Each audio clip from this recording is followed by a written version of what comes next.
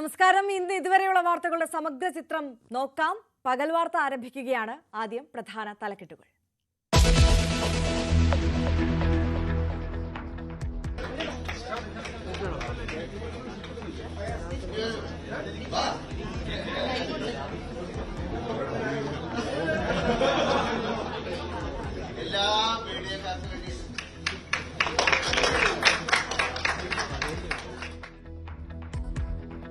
Cake മുറിച്ച് സന്തോഷം പങ്കിട്ടും നന്ദി അറിയിച്ചും മോഹൻലാൽ.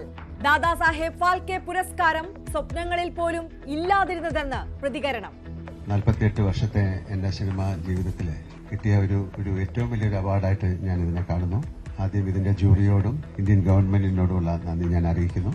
എന്നെ ഞാനാക്കി മാറ്റിയ മലയാള സിനിമ, അതിൽ പ്രവർത്തിച്ചിരുന്നവർ, അവർക്കൊക്കെ ഞാൻ നന്ദി പറയുന്നു. ഒരുപാട് മഹാരഥന്മാർ നടന്ന് പോയ ഒരു വഴിയിലൂടെയാണ് ഞാനും സഞ്ചരിക്കുന്നത്. ഇത് വളരെ ഒരു പ്രസ്റ്റീജിയസ് അവാർഡും കൂടെയാണ്. അറിയിപ്പ് ലഭിച്ചത് പ്രധാനമന്ത്രിയുടെ ഓഫീസിൽ നിന്ന്. ദൃശ്യം 3ന്റെ ഷൂട്ടിംഗ് നാളെ തുടങ്ങുമെന്നും മലയാളിയുടെ ലാലേട്ടൻ.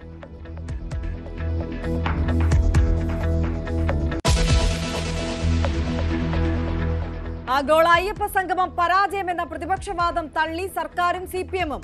4126 പങ്കെടുത്തെന്ന് VN വാസവൻ. വിമർശനം രാഷ്ട്രീയ ദുഷ്ടലാക്കോടെയെന്നും ദേവസ്വം മന്ത്രി. ഒഴിഞ്ഞ കസേരകളുടേത് AI ചിത്രമാകാമെന്ന വിചിത്രവാദവുമായി MV ഗോവിന്ദൻ.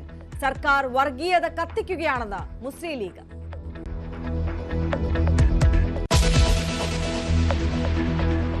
സർക്കാരിന് മറുപടിയുമായി ഹൈന്ദവ സംഘടനകളുടെ ബദൽ സംഗമം നാളെ പന്തളത്ത്. പരമാവധി ആളുകളെ പങ്കെടുപ്പിക്കാൻ നീക്കം. തമിഴ്നാട്ടിൽ നിന്ന് കെ അണ്ണാമലയും കർണാടകയിൽ നിന്ന് തേജസ്വി സൂര്യയും പങ്കെടുക്കും. ബദൽ സംഗമത്തോടെ എതിർപ്പില്ലെന്ന് മന്ത്രി VN വാസവൻ.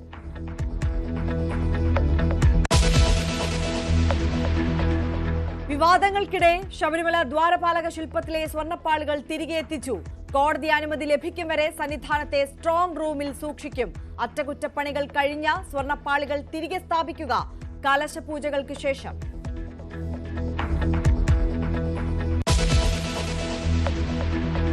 പ്രധാനമന്ത്രി വൈകിട്ട് 5 മണിക്ക് രാജ്യത്തെ അഭിസംബോധന ചെയ്യും.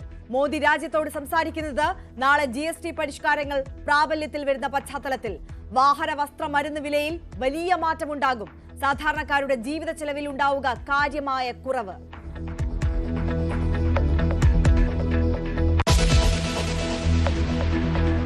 അമേരിക്കയിലെ ഇന്ത്യൻ പ്രൊഫഷണൽസിന് ആശ്വാസം. H1B വിസ ഫീസ് വർധന പുതിയ അപേക്ഷകർക്ക് മാത്രമെന്ന് വ്യക്തത വരുത്തി വൈറ്റ് ഹൌസ്. നിലവിൽ വിസയുള്ളവരെ ബാധിക്കില്ലെന്ന് വിശദീകരണം. വ്യാപാര കരാർ ചർച്ചകൾക്കിടെ ആശങ്ക ഉന്നയിക്കാൻ കേന്ദ്ര സർക്കാർ.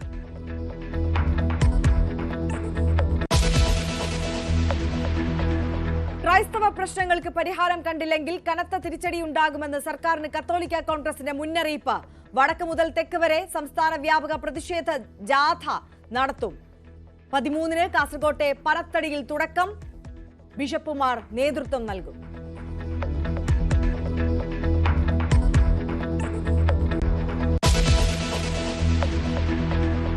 സംസ്ഥാനത്ത് പിടിതരാതെ അമീബിക് മസ്തിഷ്ക ജ്വരം. 1.5 മാസത്തിനിടെ കോഴിക്കോട് മെഡിക്കൽ കോളേജ് ആശുപത്രിയിൽ മാത്രം മരിച്ചത് 7 പേർ. 9 പേർ ചികിത്സയിൽ.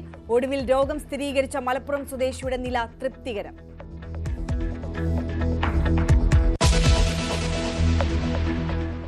വിശദമായി നോക്കാം.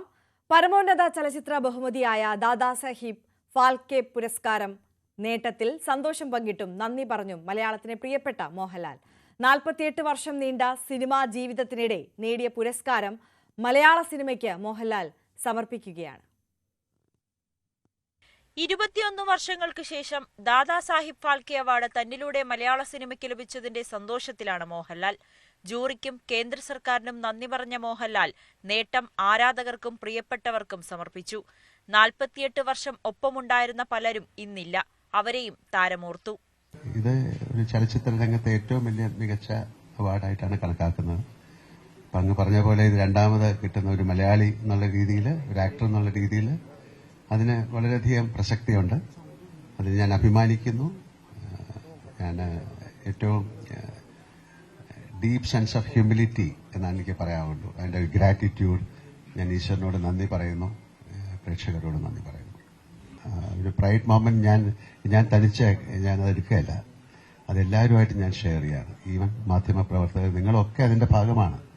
എന്റെ 48 വർഷത്തെ വളർച്ചയിൽ നിങ്ങളൊക്കെ സഹകരിച്ചിട്ടുണ്ട്. ഒരുപാട് സൗഹൃദമുള്ള ആൾക്കാരുണ്ട് ഇവിടെ, പലരുമുണ്ട്. പലരും മറിഞ്ഞുപോയി, അവരൊക്കെ ഈ സമയത്ത് ഞാൻ ഓർക്കുന്നു. പ്രധാനമന്ത്രിയുടെ ഓഫീസിൽ നിന്നാണ് വിവരമറിഞ്ഞത്. ആദ്യം വിശ്വസിക്കാൻ കഴിഞ്ഞില്ല. എപ്പോഴും അങ്ങനെയുള്ള ഒരു കാര്യം വരുമ്പോൾ നമുക്ക് ആദ്യം അത് വിശ്വസിക്കാൻ പറ്റില്ലല്ലോ. എന്നെ പ്രൈം മിനിസ്റ്റർ ഓഫീസിൽ നിന്നാണ് വിളിക്കുന്നത്. ഞാൻ ഒരു ഷൂട്ടിന്റെ അകത്തായിരുന്നു. അപ്പൊ അവർക്കിത് പറഞ്ഞ് ഓക്കെ ആണോ എന്ന് ചോദിക്കണം അല്ലേ. നമുക്കത് ആ കൺസെന്റ് കിട്ടിയാലേ അവർക്ക് അനൗൺസ് ചെയ്യാൻ പറ്റുള്ളൂ. അപ്പൊ അത് ആദ്യം നമുക്കത് നമ്മൾ സ്വപ്നത്തിൽ പോലും ചിന്തിക്കാത്തൊരു കാര്യമാണല്ലോ അല്ലെ. ഒരു വൈൽഡ് ഡ്രീമിൽ പോലും അല്ലെ, ഒരു ഇൻസെയിൻ ഡ്രീം, നമ്മൾ കാണുന്ന ഒരു സ്വപ്നത്തിൽ പോലും ഇല്ലാത്തൊരു കാര്യം സംഭവിക്കുമ്പോൾ ഉണ്ടാകുന്ന ഒരു എന്താ അവർ പറയുന്നത്, അതിനൊരു ആ ഒരു മൊമെന്റ് എന്ന് പറയുന്നത് അങ്ങനെ നമുക്ക് നിർവചിക്കാൻ പറ്റില്ല. എന്നാലും ഒരു സത്യമാണോ അല്ലയോ എന്ന് നമ്മൾ ചിന്തിച്ചു പോകുന്ന ഒരു മൊമെന്റാണ്. 48 വർഷം സിനിമയിൽ നിൽക്കുക എന്നത് ഒരു സർക്കസാണ്. ഇനിയും ഒരുപാട് കഥാപാത്രങ്ങൾ ചെയ്യാനുണ്ടെന്നും മോഹൻലാൽ. 48 വർഷം നിൽക്കുക എന്ന് പറയുന്നത് ഒരു വലിയ സർക്കസാണ് അല്ലേ.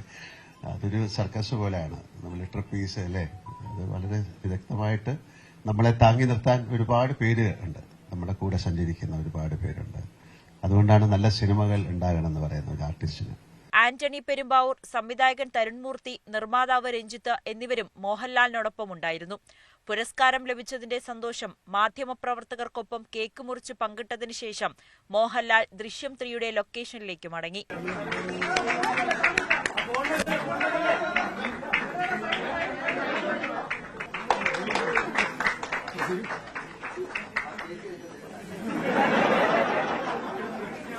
ന്യൂസ് 18 കൊച്ചി.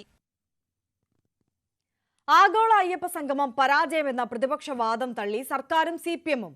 സംഗമം ആഗ്രഹിച്ചതിൽ കൂടുതൽ വലിയ വിജയമാണെന്നും പ്രതിപക്ഷത്തിന് രാഷ്ട്രീയ ദുഷ്ടലാക്കെന്നും ദേവസ്വം മന്ത്രി VN വാസവൻ കുറ്റപ്പെടുത്തി. 4126 പേരാണ് സംഗമത്തിൽ പങ്കെടുത്തതെന്നും ഇതിൽ 2125 പേർ മറ്റ് സംസ്ഥാനങ്ങളിൽ നിന്ന് വന്നവരാണെന്നും മന്ത്രി വിശദീകരിച്ചു. ആളുകൾ കുറവെന്നത് കള്ളപ്രചരണമാണെന്ന് വിമർശിച്ച CPI സംസ്ഥാന സെക്രട്ടറി MV ഗോവിന്ദൻ ഒഴിഞ്ഞ കസേരകൾ AI ദൃശ്യങ്ങളാകാമെന്ന വിചിത്രവാദവും ഉന്നയിച്ചു. അതേസമയം അയ്യപ്പ സംഗമം പരാജയമെന്ന നിലപാടിൽ ഉറച്ചു നിൽക്കുകയാണ് പ്രതിപക്ഷം. വിഭാഗീയത സൃഷ്ടിച്ച് വർഗീയത കത്തിക്കാനുള്ള നീക്കമാണ് സർക്കാരിന്റേതെന്ന് മുസ്ലിം ലീഗ് ജനറൽ സെക്രട്ടറി PMA സലാം ആരോപിച്ചു. ആഗോള അയ്യപ്പ സംഗമം പരാജയമാണെന്ന പ്രതിപക്ഷ വാദങ്ങൾക്കിടെയാണ്, സാമൂഹ്യ മാധ്യമങ്ങളുടെ പ്രചരണത്തിനിടെയാണ് ഇതിനെ പ്രതിരോധിച്ചുകൊണ്ട് CPIM-ഉം ഒപ്പം സർക്കാരും രംഗത്ത് വന്നത്.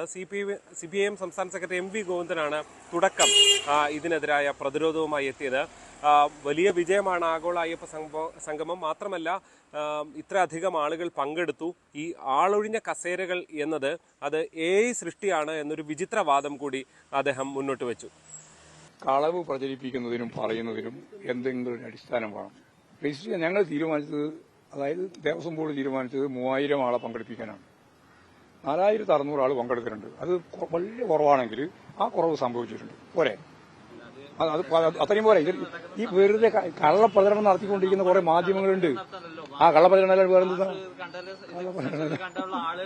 കള്ളപ്രചരണം അല്ലാതെ നിങ്ങളെന്നാ പിന്നെ നിങ്ങൾ ക്യാമറ കൊണ്ട് 400 നിങ്ങൾ പറഞ്ഞ 400 എത്രയാ പങ്കെടുന്ന പറഞ്ഞ നിങ്ങൾ 600 സംതിങ്.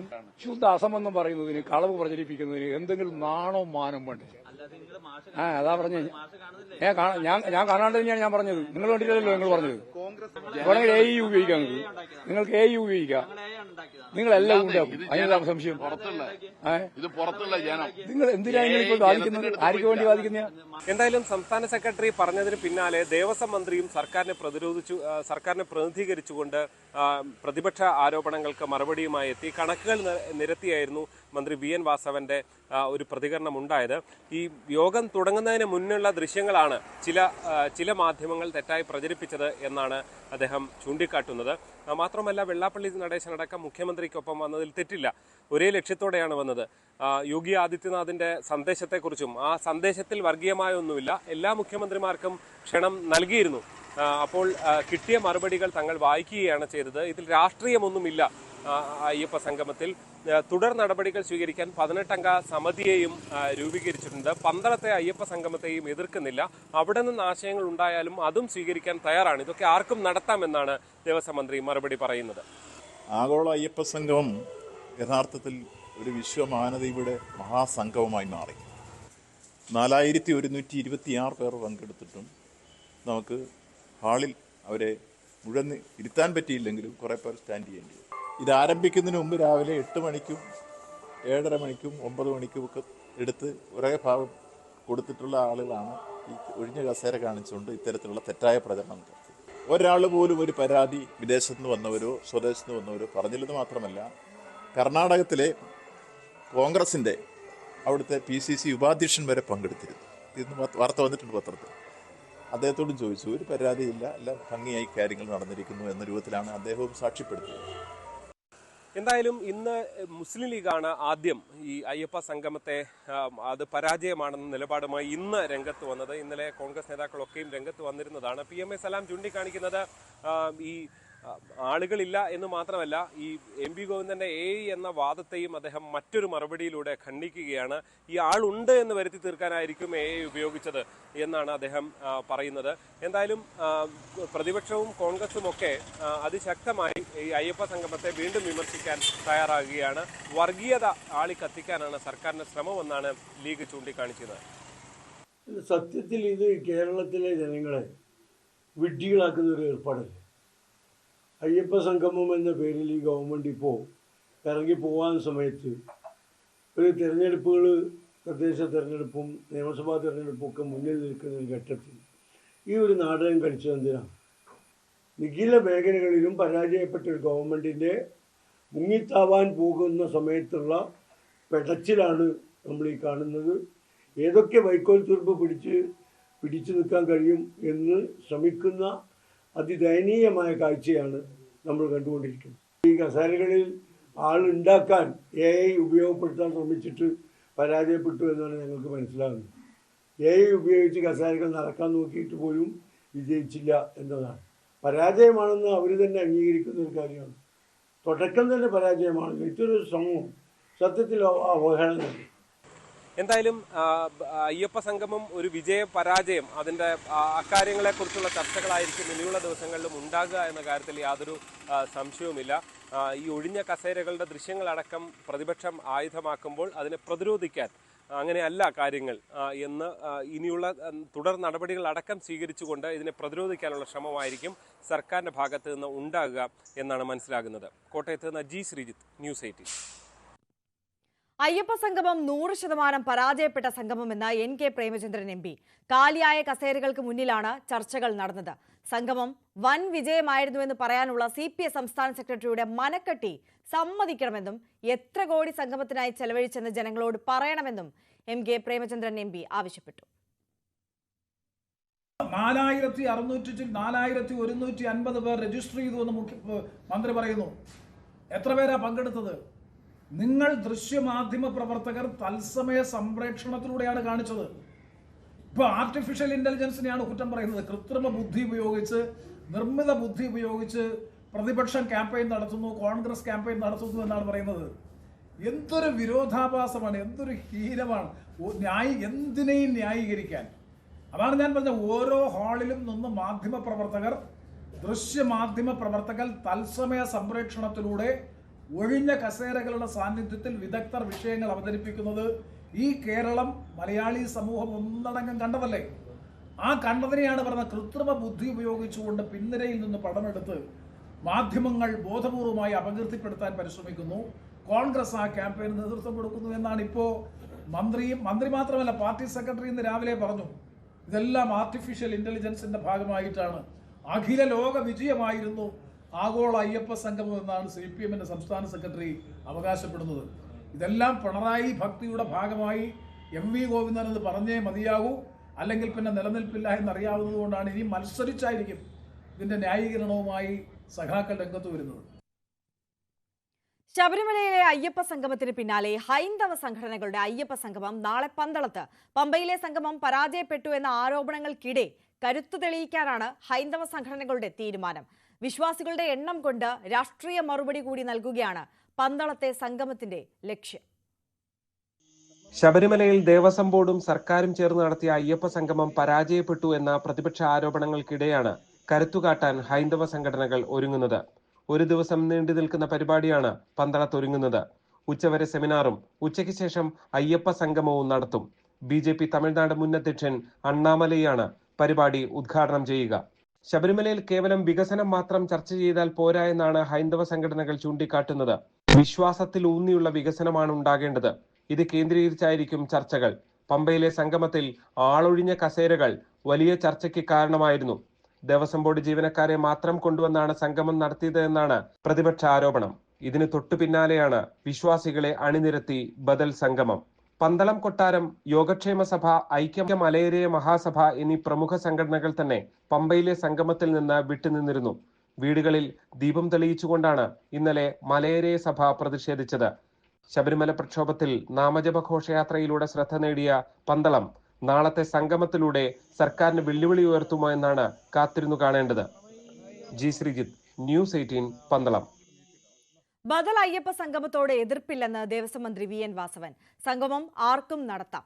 ബദൽ സംഗമത്തിൽ നിന്ന് എന്തെങ്കിലും ആശയം ഉയർന്നു വന്നാൽ സ്വീകരിക്കുമെന്നും മന്ത്രി പറഞ്ഞു.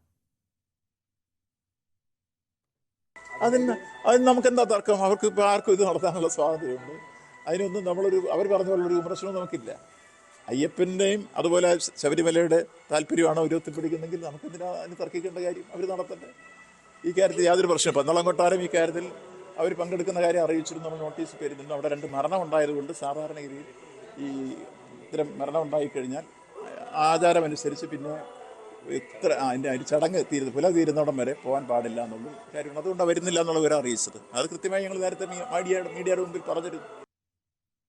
ശബരിമല ശ്രീകോവിലിന് മുൻപിലുള്ള ദ്വാരപാലകരുടെ ശില്പത്തിലെ സ്വർണ്ണപ്പാളികൾ തിരികെ എത്തിച്ചു. ഇന്നലെ രാത്രിയാണ് അറ്റകുറ്റപ്പണികൾ പൂർത്തിയാക്കി സ്വർണ്ണപ്പാളികൾ തിരികെ സന്നിധാനത്ത് എത്തിച്ചത്. സന്നിധാനത്തെ സ്ട്രോങ് റൂമിലാണ് സ്വർണ്ണപ്പാളികൾ സൂക്ഷിച്ചിട്ടുള്ളത്.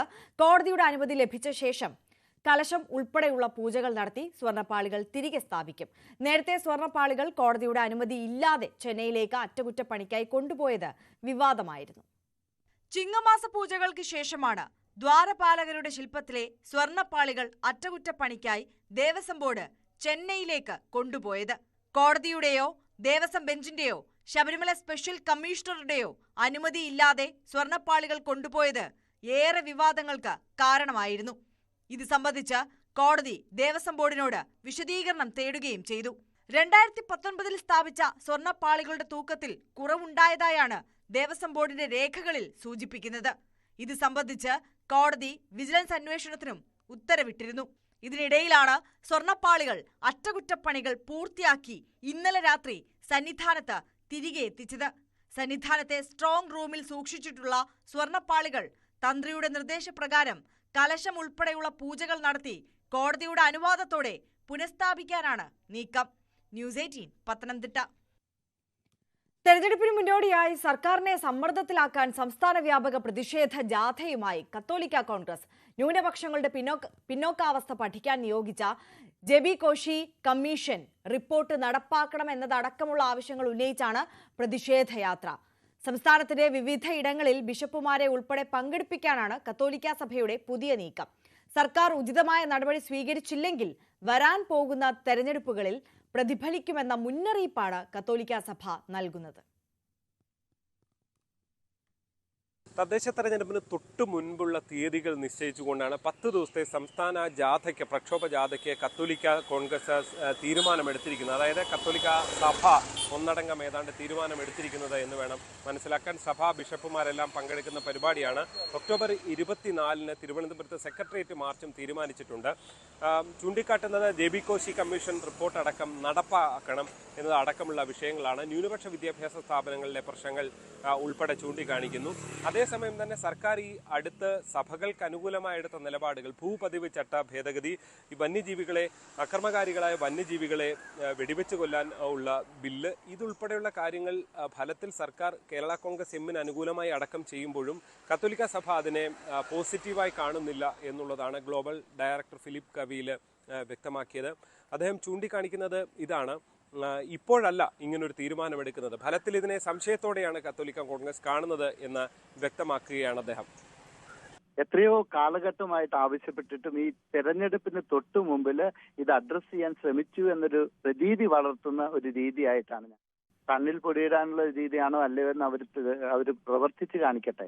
ഉദാഹരണത്തിന് വന്യജീവി ആക്രമണത്തിന്റെ വിഷയം വരുമ്പോൾ ഇവിടുത്തെ ഈ കാട്ടുപന്നികളുടെ വിഷയം എടുക്കാം. ഈ വനം വന്യജീവി വകുപ്പ് മന്ത്രി തന്നെ ഞങ്ങളെയൊക്കെ അധിക്ഷേപിച്ചതാണ്.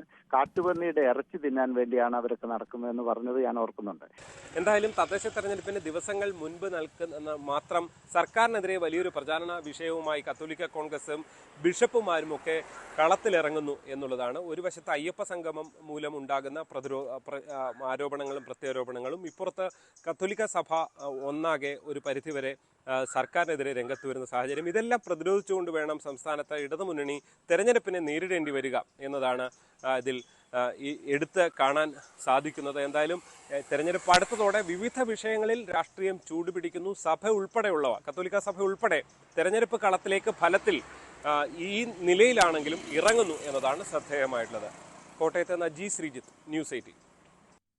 പ്രധാനമന്ത്രി നരേന്ദ്രമോദി ഇന്ന് രാജ്യത്തെ അഭിസംബോധന ചെയ്യും. വൈകിട്ട് 5 മണിക്കാണ് നരേന്ദ്രമോദി രാജ്യത്തെ അഭിസംബോധന ചെയ്യുക. പുതിയ GST പരിഷ്കരണം നാളെ മുതൽ പ്രാബല്യത്തിൽ വരുന്ന സാഹചര്യത്തിലാണ് അഭിസംബോധന.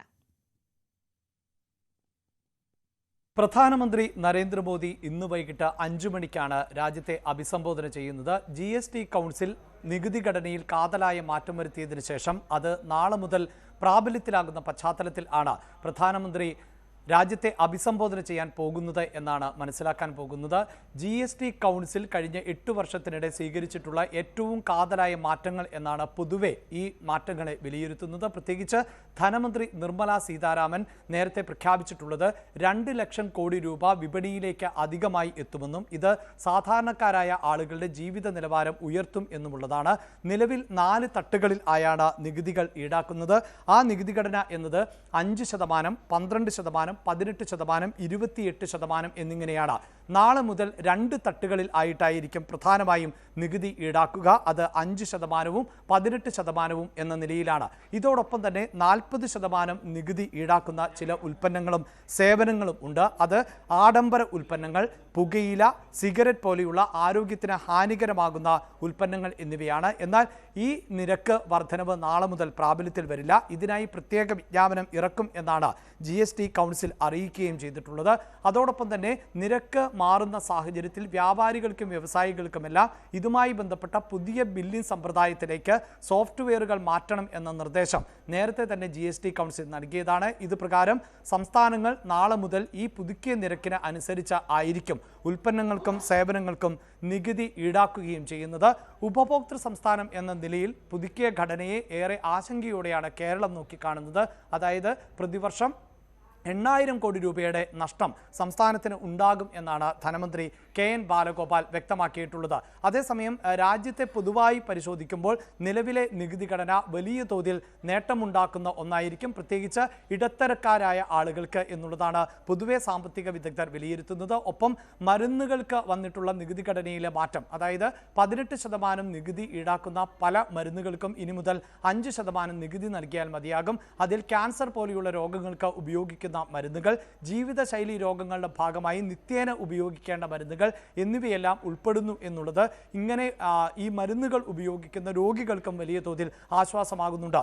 മറ്റൊന്ന്, നിലവിലെ 4 ഘട്ട നികുതി ഘടനയനുസരിച്ച് 12% നികുതി ഈടാക്കുന്ന ഉൽപ്പന്നങ്ങളിൽ 90% ഇനി 5% മാറുന്നു എന്നുള്ളതാണ്. 12% നികുതി ഈടാക്കിയിരുന്ന ഉൽപ്പന്നങ്ങളിൽ 5% നികുതി ഘടന മാറുമ്പോൾ അത് ആ ഉൽപ്പന്നങ്ങളുടെ വിലയിൽ വലിയ കുറവ് വരുത്തും എന്നുള്ളതാണ് പൊതുവെ വിലയിരുത്തുന്നത്. മാത്രവുമല്ല, ഈ 90% ഉൽപ്പന്നങ്ങളും സാധാരണക്കാരായ ഇടത്തരക്കാരായ ആളുകൾ ഉപയോഗിക്കുന്ന ഉൽപ്പന്നങ്ങൾ എന്നുള്ളതാണ് വിലയിരുത്തൽ. മറ്റൊന്ന്, 28% നികുതി ഈടാക്കിയിരുന്ന ഉൽപ്പന്നങ്ങൾക്ക് ഇനി മുതൽ 18% നികുതി നൽകിയാൽ മതിയാകും. ഈ 28% നികുതി ഈടാക്കിയിരുന്ന ഉൽപ്പന്നങ്ങളുടെയും വില കുറയുന്ന സാഹചര്യം ആണ് ഉണ്ടാകുന്നത്. ഇങ്ങനെയാണ് 2 ലക്ഷം കോടി രൂപ അധികമായി വിപണിയിലേക്ക് എത്തിക്കാൻ ഈ നികുതി ഘടനയിലൂടെ സാധിക്കും എന്ന് വിലയിരുത്തുന്നത്. പുതുക്കിയ നികുതി ഘടന ഏത് നിലയിലായിരിക്കും? സാധാരണക്കാർ, കർഷകർ, വ്യാപാരികൾ, വ്യവസായികൾ എന്നിവരെ സഹായിക്കുക എന്നത് സംബന്ധിച്ച വിശദമായൊരു പ്രഖ്യാപനം പ്രധാനമന്ത്രിയുടെ ഭാഗത്ത് നിന്ന് ഇന്ന് ഉണ്ടായേക്കും എന്നാണ്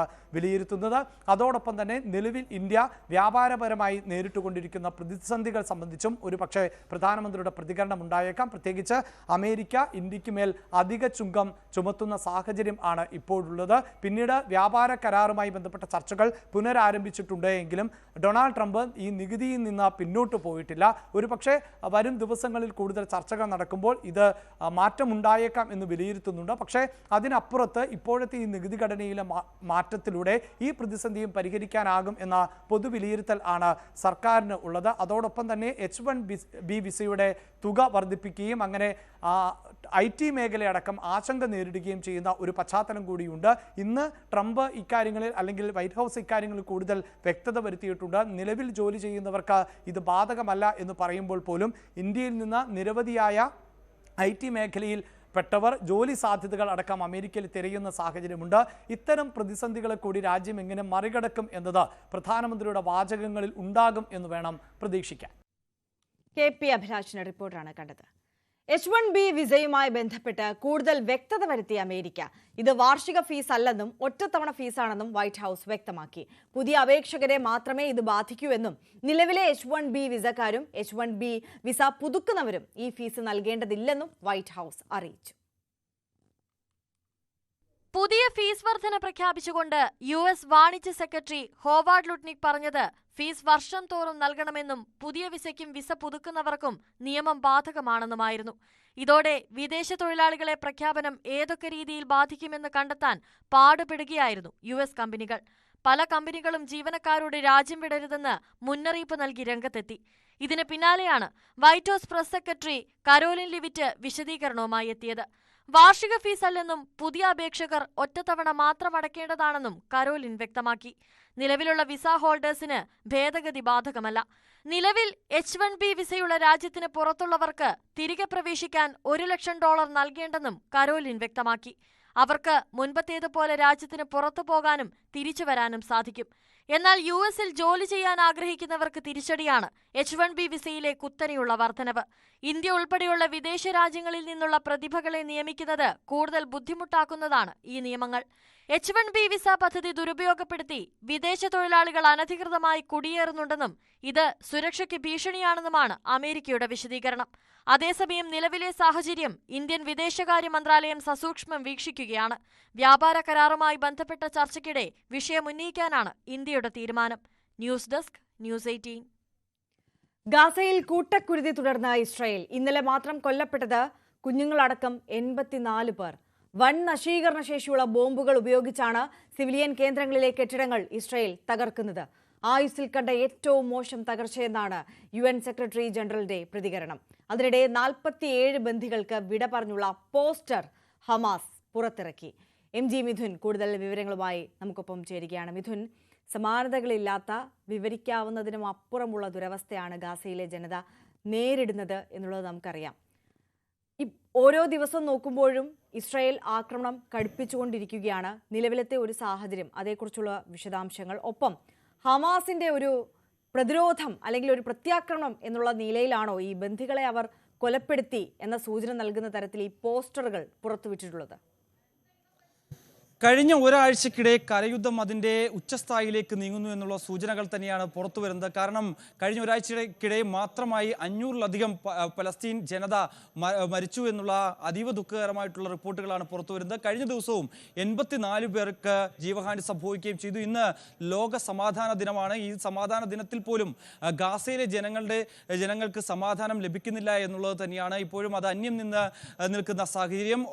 കൂടുതൽ പേർ പലായനം ചെയ്യാനുള്ള നടപടികളിലേക്ക് കടക്കുന്നു എന്നുള്ളതാണ്. പക്ഷേ അൽ റാഷിദ് റോഡടക്കം പാത തുറന്നിട്ടിരിക്കുന്നു എന്ന് നേരത്തെ ഇസ്രായേൽ അറിയിച്ചിരുന്നു എങ്കിൽ പോലും തന്നെ അവിടെ നിരവധി പേർ ഇപ്പോൾ കുടുങ്ങിക്കിടക്കുന്നതായിട്ടുള്ള വാർത്തകൾ കൂടിയാണ് പുറത്തു വരികയും ചെയ്യുന്നത്. അതുമൂലം പട്ടിണി മൂലം പലരും പ്രയാസപ്പെടുന്നു, മരണപ്പെടുന്ന സ്ഥിതിവിശേഷം. അങ്ങനെ കൂട്ടക്കുരുതിയിലേക്ക്, വലിയ വംശീയ ഹത്യയിലേക്ക് ഗാസ നീങ്ങുന്നു എന്നുള്ളതാണ് നമുക്ക് മനസ്സിലാക്കാൻ സാധിക്കുന്നത്. അതേസമയം ഹമാസ് ചില പോസ്റ്റർ കൂടി ഈ ഒരു ഘട്ടത്തിൽ പുറത്തുവിട്ടിട്ടുണ്ട്. അതായത് ഇസ്രായേലിന്റെ ബന്ദികളെ 47 പേരുടെ ചിത്രങ്ങൾ അടങ്ങിയ അടങ്ങിയ പോസ്റ്ററാണ് പുറത്തുവിട്ടിരിക്കുന്നത്. ഇവരെ രക്ഷപ്പെടുത്തണമെന്നോ അല്ലെങ്കിൽ ഈ ബന്ദിക്കയറ്റവുമായി ബന്ധപ്പെട്ട് ഇസ്രായേൽ ആഗ്രഹിക്കുന്നില്ല എന്നുള്ളതാണ് ഇപ്പോഴത്തെ ആക്രമണങ്ങൾ സൂചിപ്പിക്കുന്നതെന്നാണ് ഹമാസ് വ്യക്തമാക്കുന്നത്. 1986 വായുസേനയിൽ ഇസ്രായേലിന്റെ വായുസേനയിൽ നിന്ന് പിടികൂടിയിട്ടുള്ള അന്നത്തെ അംഗത്തിന്റെ പേര് ചൂണ്ടിക്കാണിച്ചുകൊണ്ടാണ് ഈ ഒരു പോസ്റ്റർ പതിച്ചിരിക്കുന്നത്. ഈ 47 പേരുടെ ചിത്രങ്ങളും ഉൾപ്പെടുത്തിക്കൊണ്ടാണ് ഈ പോസ്റ്റർ പുറത്തിറക്കിയിരിക്കുന്നത്. ഇതിൽ വലിയ രീതിയിലുള്ള വ്യാപകമായ പ്രക്ഷോഭം ഇസ്രായേലിലും ഇപ്പോൾ നടക്കുന്നുണ്ട് എന്നുള്ളത് തന്നെയാണ്. ഞങ്ങളുടെ ഈ ബന്ദികളെയൊക്കെ തിരികെ എത്തിക്കാൻ ഇസ്രായേൽ സർക്കാരിന് സാധിക്കുന്നില്ല എന്നുള്ള വിമർശനമാണ് ഇവർ ഉന്നയിക്കുകയും ചെയ്തിരിക്കുന്നത്. എന്തായാലും അതിനിടെ മറ്റൊരു സുപ്രധാനമായിട്ടുള്ള വാർത്തകൾ കൂടി പുറത്തു വരുന്നുണ്ട്. 10 രാജ്യങ്ങൾ ഫലസ്തീനെ സ്വതന്ത്ര രാഷ്ട്രമായി പ്രഖ്യാപിക്കുമെന്നുള്ള വളരെ സുപ്രധാനമായിട്ടുള്ള തീരുമാനങ്ങൾ ഇന്നുണ്ടായേക്കുമെന്നുള്ള വിവരങ്ങൾ കൂടി പുറത്തു വരുന്നുണ്ട്. ഫ്രാൻസ് അടക്കമുള്ള രാജ്യങ്ങളാണ് ഈ പ്രഖ്യാപനം ഇന്ന് നടത്തുന്നതെന്നാണ് നമുക്ക് മനസ്സിലാക്കാൻ സാധിക്കുന്നത്. ഇന്ന് വൈകിട്ടോടുകൂടി ഇത്തരത്തിലുള്ള സുപ്രധാന പ്രഖ്യാപനം ഈ രാജ്യങ്ങളുടെ ഭാഗത്തു നിന്ന് ഉണ്ടാകുമെന്ന് പ്രതീക്ഷിക്കുന്നു. മറ്റൊന്ന് UN വളരെ ശക്തമായി ഈ വിഷയത്തെ അപലപിക്കുകയാണ്. ഒരു തരത്തിലും അന്താരാഷ്ട്ര സമൂഹം ഇസ്രായേലിന്റെ ഈ നയങ്ങൾക്ക് ഒപ്പം നിൽക്കരുത് എന്ന് നിരന്തരം അവർ ആവശ്യപ്പെട്ടുകൊണ്ടിരിക്കുകയാണ്. എന്തായാലും സമീപകാലത്തൊന്നും കണ്ടിട്ടില്ലാത്ത തരത്തിലുള്ള കരയുദ്ധം ഇസ്രായേലിന്റെ ഭാഗത്ത് നിന്ന് ഗാസയുടെ നേർക്ക് ഉണ്ട്. ഗാസയിലെ ജനങ്ങൾ അത് അഭിമുഖീകരിച്ചുകൊണ്ട് നിൽക്കുകയാണ്. കൂടുതൽ പേർ കൊല്ലപ്പെടുന്ന സ്ഥിതിവിശേഷം, നിരവധി പേർ കെട്ടിടങ്ങൾക്കടിയിൽ കുടുങ്ങിക്കിടക്കുന്ന സാഹചര്യമാണ്. അവരെ കണ്ടെത്തുന്നതിന് വേണ്ടിയുള്ള ഒപ്പം തന്നെ അവരെ രക്ഷപ്പെടുത്തുന്നതിന് വേണ്ടിയുള്ള ഇടപെടൽ ഉണ്ടാകണമെന്നുള്ള ഒരു ആവശ്യം അവർ മുന്നോട്ട് വയ്ക്കുകയും ചെയ്യുന്നു. എന്തായാലും ജനിച്ച മണ്ണിൽ തന്നെ മരിച്ചു വീഴുന്നതാണ് ഇതിൽ ഭേദം എന്ന വിചാരത്തോടു കൂടിയാണ് ഇപ്പോൾ ഗാസയിലെ സിറ്റിയിൽ ഇപ്പോഴും തുടരുന്ന 6 ലക്ഷത്തോളം വരുന്ന ജനങ്ങൾ ഇപ്പോഴും പറഞ്ഞു വെക്കുന്നത്. എന്തായാലും 1 ലക്ഷത്തോളം പേർ കഴിഞ്ഞ ദിവസങ്ങളിലായൊക്കെ പലായനം ചെയ്ത് തെക്കൻ ഗാസയിലേക്ക് പോയിട്ടുണ്ട്. അവിടുത്തെ സ്ഥിതിയും അതീവ ഗുരുതരമായി തുടരുകയാണ്. ആര്യ, MG മിഥുനാണ് വിശദാംശങ്ങളുമായി ചേർന്നത്. കഴിഞ്ഞ ആഴ്ച യമനിലെ പത്ര ഓഫീസുകളിൽ ഇസ്രായേൽ നടത്തിയ ആക്രമണത്തിൽ 31 മാധ്യമപ്രവർത്തകരും ജീവനക്കാരും കൊല്ലപ്പെട്ടു. കഴിഞ്ഞ 16 വർഷത്തിനിടയിൽ മാധ്യമപ്രവർത്തകർക്കെതിരെ നടന്ന ഏറ്റവും വലിയ ആക്രമണമാണിത്. സെപ്റ്റംബർ 10 യമന്റെ തലസ്ഥാനമായ സനയിലെ ഒരു പത്രസമുച്ചയം ഇസ്രായേൽ ആക്രമിച്ചത്. ഹൂതികളുമായി ബന്ധമുള്ള 3 മാധ്യമ സ്ഥാപനങ്ങൾ ഇവിടെ പ്രവർത്തിച്ചിരുന്നുവെന്ന് ചൂണ്ടിക്കാട്ടിയായിരുന്നു ഇസ്രായേലിന്റെ ആക്രമണം. 2009 ഫിലിപ്പീൻസിൽ നടന്ന മാഗുയിൻഡനാവോ കൂട്ടക്കൊലയ്ക്ക് ശേഷമുണ്ടായ ഏറ്റവും മാരകമായ 2ാമത്തെ ആക്രമണമായിരുന്നു ഇത്. തിരുവനന്തപുരത്ത് BJP കൗൺസിലർ തിരുമല അനിലിന്റെ ആത്മഹത്യയിൽ രാഷ്ട്രീയ വിവാദം. അനിലിന്റെ ആത്മഹത്യാക്കുറിപ്പിൽ BJPക്കെതിരെ മാത്രമാണ് വിമർശനമെന്നും CPMനെയും പോലീസിനെയും പഴിചാരി രക്ഷപ്പെടാനാണ് നീക്കമെന്നും ആരോപിച്ച് CPM രംഗത്ത് വന്നു. ഉന്നത നേതാക്കളുടെ നിർദ്ദേശപ്രകാരം എടുത്ത വായ്പാ തിരിച്ചടവ് മുടങ്ങിയതാണ് ആത്മഹത്യയിലേക്ക് നയിച്ചതെന്നും സമഗ്ര അന്വേഷണം വേണമെന്നുമാണ് CPMന്റെ ആവശ്യം. അനിലിന്റെ പൊതുദർശനം തുടരുകയാണ്. അതേസമയം വൈകിട്ടാണ് സംസ്കാര ചടങ്ങുകൾ. സാരംഗ് സുധാകരൻ കൂടുതൽ വിവരങ്ങളുമായി നമുക്കൊപ്പം ചേരുകയാണ്. സാരംഗ്, ഒരു വശത്ത് രാഷ്ട്രീയ വിവാദം ഇങ്ങനെ കൊഴുക്കുകയാണ്. പരസ്പരം പഴിചാരി ഈ വിഷയത്തിൽ പരസ്പരം പഴിചാരുകയാണ് CPMും അതേസമയം തന്നെ BJPയും. അതിനിടെ അദ്ദേഹത്തിന്റെ പൊതുദർശനം അത് പുരോഗമിക്കുന്നു. സംസ്കാര ചടങ്ങുകൾ വൈകിട്ടാണ്. അതുമായി ബന്ധപ്പെട്ട വിവരങ്ങൾ കൂടി. ആര്യ, ഇന്ന് രാവിലെ 9 മണിയോടുകൂടിയായിരുന്നു പൊതുദർശനം ആരംഭിച്ചത്. BJPയുടെ ജില്ലാ ഓഫീസിലും തുടർന്ന് അദ്ദേഹം ജോലി ചെയ്തിരുന്ന അദ്ദേഹത്തിൻ്റെ ഓഫീസ് പ്രവർത്തിച്ചിരുന്ന നഗരസഭയുടെ തിരുമലയിലുള്ള ഷോപ്പിംഗ് കോംപ്ലക്സിന് സമീപവും പൊതുദർശനം നടത്തിയ ശേഷം മൃതദേഹം ഇപ്പോൾ സ്വവസതിയിൽ പൊതുദർശനം നടന്നുകൊണ്ടിരിക്കുകയാണ്. അതിനുശേഷമാണ് ശാന്തി കവാടത്തിൽ സംസ്കാര ചടങ്ങുകൾ പുരോഗമിക്കുക. നിലവിൽ ഇതൊരു രാഷ്ട്രീയ പോരായി മുറുകുന്ന ഒരു സാഹചര്യമാണ് ഉടലെടുത്തിരിക്കുന്നത്. അതായത് ഇത്തരത്തിലുള്ളൊരു ഫാം ടൂർ എന്ന ഒരു സ്ഥാപനവുമായി ബന്ധപ്പെട്ട സാമ്പത്തിക പ്രതിസന്ധി ഈ CPM എടുത്തു കാണിച്ചിരുന്നു. അതിൻ്റെ ഒപ്പം തന്നെ ഈ ഒരു ആത്മഹത്യാക്കുറിപ്പിൽ ഇതുമായി ബന്ധപ്പെട്ട സാമ്പത്തിക പ്രതിസന്ധിയാണ് ആത്മഹത്യയിലേക്ക് നയിക്കാൻ കാരണമായത് എന്ന് അദ്ദേഹത്തിൻ്റെ ആത്മഹത്യാക്കുറിപ്പിൽ തന്നെ വ്യക്തമാക്കിയിട്ടുണ്ട്. അതായത് ഇത്തരത്തിലുള്ള ലോൺ എടുത്തിരുന്നു. അതായത് ഈ ഒരു തെരഞ്ഞെടുപ്പ് ആവശ്യങ്ങൾക്ക് അടക്കം വലിയ തുക പാർട്ടി പ്രവർത്തകരും നേതാക്കന്മാരും വായ്പ എടുക്കുകയും അത് കൃത്യമായി തിരിച്ചടക്കാതിരിക്കുക, അതേപോലെ തന്നെ സാധാരണക്കാരുടെ നിന്നും വലിയ തുക, സാധാരണക്കാരുടെ പേരിൽ ഇത്തരത്തിൽ വലിയ തുക ലോൺ എടുക്കുക, അത് നേതാക്കന്മാർ തന്നെ ഈ ഇത്തരത്തിൽ പങ്കിട്ടെടുക്കുക എന്ന തരത്തിലുള്ള പല ആരോപണങ്ങളും CPMന്റെ ഭാഗത്ത് നിന്ന് ഉയരുന്നുണ്ട്. ഇത് തീർത്തും CPMന്റെ ഒരു പ്രതിരോധമായിട്ട് വേണമെങ്കിൽ നമുക്ക് കണക്കാക്കാം. കാരണം കഴിഞ്ഞ ദിവസം അടക്കം പോലീസ് ഭീഷണിപ്പെടുത്തി, പോലീസ് ഇത്തരത്തിൽ ഇദ്ദേഹത്തിനെ പോലീസ് സ്റ്റേഷനിലേക്ക് വിളിപ്പിച്ച് ഈ സ്ഥാപനവുമായി ബന്ധപ്പെട്ട സാമ്പത്തിക പ്രശ്നങ്ങളുണ്ട് എന്ന് പറഞ്ഞ് ഇത്തരത്തിൽ പോലീസ് ഭീഷണിപ്പെടുത്തി എന്നൊരു കാര്യം ആണ് ആത്മഹത്യയിലേക്ക് നയിച്ചത് എന്ന് ഇന്നലെ അടക്കം BJP നേതാക്കന്മാർ ഉന്നയിച്ചിരുന്നു.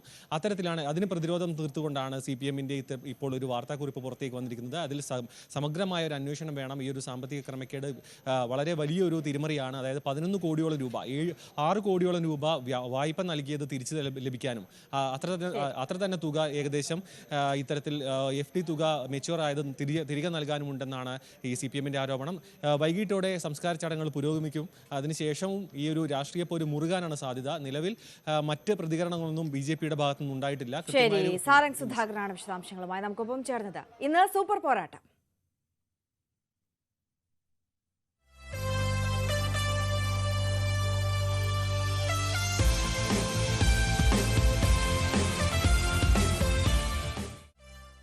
ഏഷ്യ കപ്പിലെ സൂപ്പർ 4-ൽ ഇന്ന് ഇന്ത്യ പാകിസ്ഥാൻ മത്സരം. ഗ്രൂപ്പ് ഘട്ടത്തിൽ പാകിസ്ഥാനെ 7 വിക്കറ്റിന് തകർത്ത ഇന്ത്യക്ക് തന്നെയാണ് മത്സരത്തിൽ മേധാവിത്വം. ദുബായിൽ രാത്രി 8 മണിക്കാണ് മത്സരം. ഹസ്തദാന വിവാദം നേരിട്ട ഗ്രൂപ്പ് മത്സരത്തിലെ റഫറി ആൻഡി പൈക്രോഫ്റ്റ് തന്നെയാണ് ഇത്തവണത്തെ മാച്ചിന്റെയും റഫറി. വിവരങ്ങളുമായി എൽദോ പോൾ പുതുശ്ശേരി നമുക്കൊപ്പം ചേരുകയാണ് സ്പോർട്സ് ഡെസ്കിൽ നിന്ന്. എൽദോ, വീണ്ടും ഒരു സൂപ്പർ സൺഡേ സൂപ്പർ പോരാട്ടം. പക്ഷേ ഇത്തവണ പാകിസ്ഥാനും ഇന്ത്യയും നേർക്കുനേർ വരുമ്പോൾ പാകിസ്ഥാൻ ഈ റഫറി വിവാദത്തിന് പിന്നാലെ നേരിട്ട ആ ഒരു അപമാനത്തിന്റെ ക്ഷീണം കൂടി പേറിയാണ് എത്തുന്നത് എന്ന പ്രത്യേകത കൂടിയുണ്ടല്ലേ? ഉറപ്പായിട്ടും ഇന്ത്യ പാകിസ്ഥാൻ മത്സരം എല്ലാ കാലത്തും എപ്പോഴും ആവേശം നിറയ്ക്കുന്നതാണ്. അത് നാടകീയമാകാറുമുണ്ട്. പക്ഷേ ഇത്തവണ അത് അല്പം കൂടി എരിവും പുളിയും നിറഞ്ഞതായി മാറി എന്നുള്ളതാണ് അതിൽ ഏറ്റവും പ്രധാനപ്പെട്ട കാര്യം. ഓപ്പറേഷൻ സിന്ദൂരും പഹൽഗാം ഭീകരാക്രമണമൊക്കെ കഴിഞ്ഞ ശേഷം ആദ്യമായി ഇന്ത്യയും പാകിസ്ഥാനും ഏറ്റുമുട്ടി അവിടെ ഒരു ഹസ്തദാനം നടത്തേണ്ടതില്ല എന്നുള്ള തീരുമാനത്തിലേക്ക് ഇന്ത്യൻ ടീം മാനേജ്മെന്റ് എത്തുന്നു. അതേ തുടർന്നാണ് പാകിസ്ഥാൻ ഇത് വലിയ വിവാദത്തിലേക്ക് കാര്യങ്ങൾ നയിക്കാൻ ശ്രമിച്ചത്. പക്ഷേ അവിടെയും പാകിസ്ഥാൻ അമ്പെ പരാജയപ്പെടുന്ന കാഴ്ചയാണ് കണ്ടത്. ICC-യുമായിട്ടുള്ള ഒരു നേരിട്ട് യുദ്ധത്തിന് തയ്യാറായി മത്സരത്തിന് ഇറങ്ങാൻ തയ്യാറാകാതെ ഹോട്ടലിൽ തുടർന്നു. ഇത്തരം സാഹചര്യങ്ങളൊക്കെ ഉണ്ടായെങ്കിൽ പോലും അതിനപ്പുറത്തേക്ക് കാര്യങ്ങളൊന്നും നീങ്ങിയില്ല. ഏറ്റവും ശ്രദ്ധേയമായിട്ടുള്ള കാര്യം, ഇന്നത്തെ മത്സരത്തിൽ ടോസിന്റെ സമയത്ത് ഇരു ടീമിന്റെയും ക്യാപ്റ്റന്മാർ തമ്മിൽ എങ്ങനെ ആശയവിനിമയം നടത്തുമെന്നുള്ളതാണ്. ഇനി മറ്റൊരു പ്രധാനപ്പെട്ട കാര്യം, നേരത്തെ ആരും സൂചിപ്പിച്ചതുപോലെ ആൻഡി പൈക്രോഫ്റ്റ് എന്ന സിംബാബ്വേക്കാരൻ തന്നെയാണ് കഴിഞ്ഞ മത്സരത്തിൽ ഇന്ത്യ പാകിസ്ഥാൻ മത്സരം നിയന്ത്രിച്ച അതേ റഫറി തന്നെയാണ്. ഈ റഫറിയെ മാറ്റണമെന്നുള്ള ആവശ്യമായിരുന്നല്ലോ പാകിസ്ഥാന്. പക്ഷേ ആ റഫറി തന്നെയാണ് ഈ സൂപ്പർ 4 പോരാട്ടത്തിലും ഇന്ത്യ പാകിസ്ഥാൻ മത്സരത്തിൽ ഉണ്ടാവുക. അതാണ് മറ്റൊരു പ്രധാനപ്പെട്ട കാര്യം. എന്താണ് കളിക്കളത്തിലെ നീക്കങ്ങൾ കൂടി ഇന്ന് വളരെ നിർണായകമാണ്, ശ്രദ്ധേയമാണ്. കാരണം അത്രമാത്രം രാഷ്ട്രീയ പ്രാധാന്യവും ഈ മത്സരത്തിന് കൈവരുന്നുണ്ട്. നമ്മൾക്കറിയാവുന്ന പോലെ കായിക മേഖലയിൽ പോലും ഇന്ത്യ പാകിസ്ഥാൻ മത്സരങ്ങൾ നടക്കുന്നില്ല. ജാവലിൻ ത്രോയിൽ കഴിഞ്ഞ ദിവസം നീരജ് ചോപ്ര ഇറങ്ങിയപ്പോൾ പോലും അവിടെ നദീം അർഷാദ് എന്ന ഒളിമ്പിക് ചാമ്പ്യനുമായി ഒരു ഹസ്തദാനത്തിനോ നേരിട്ടുള്ള സംസാരത്തിനോ തയ്യാറായിരുന്നില്ല. അപ്പോൾ അതുകൊണ്ട് തന്നെ ഇന്നത്തെ മത്സരത്തിൽ അത്തരം ചില കാര്യങ്ങൾ കൂടി ശ്രദ്ധേയമാണ്. ഇനി മത്സരത്തിലേക്ക് എത്തിയാൽ സ്വാഭാവികമായും ഇന്ത്യക്ക് കൃത്യമായുള്ള മേധാവിത്വമുണ്ട്. ദുബായിൽ 4 മത്സരങ്ങളാണ് കളിച്ചിട്ടുള്ളത്. 2 ടീമും പരസ്പരം അതിൽ ഒപ്പത്തിനൊപ്പമാണ് എങ്കിൽ പോലും അവിടെ ഒരു ആധിപത്യം ആദ്യം ബാറ്റ് ചെയ്യുന്ന ടീമിനുണ്ട് എന്നുള്ളതാണ്.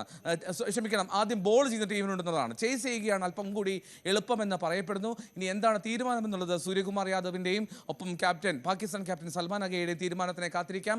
ടോസ് അത്രമാത്രം നിർണായകമാണെന്ന് കരുതേണ്ട സാഹചര്യമില്ല. സ്പിന്നർമാർക്ക് മേധാവിത്വം ഉണ്ടാകും. ആര്യ, തീർച്ചയായും. എൽദോ പോൾ പുതുശ്ശേരിയാണ് വിശദാംശങ്ങളുമായി ചേർന്നത്. ഇനി നോക്കാം ഇന്നത്തെ സ്വർണം വെള്ളി നിരക്കുകൾ.